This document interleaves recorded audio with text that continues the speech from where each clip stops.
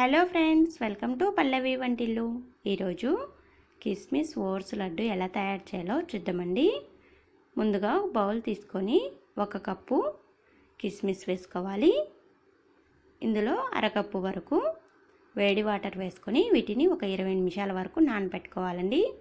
20 నిమిషాల తర్వాత ఇలా నానిన కిస్మిస్ని ఒక మిక్సీ జార్లోకి వేసుకోవాలి.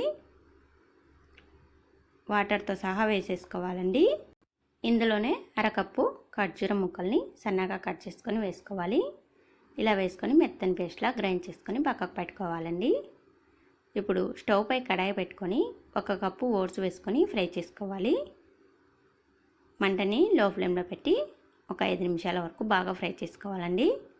ఇలా ఫ్రై చేసుకున్న ఓట్స్ని పక్కకు తీసి పెట్టుకోవాలి.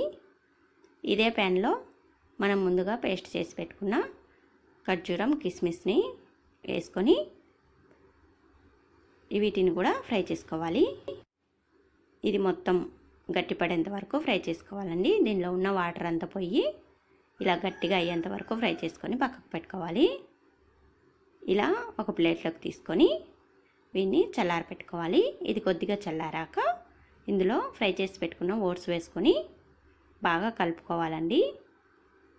ఇలా మొత్తం బాగా కలిసేంత వరకు కలుపుకొని వీటిని చిన్న చిన్న ఉండల్లా చుట్టుకోవాలి.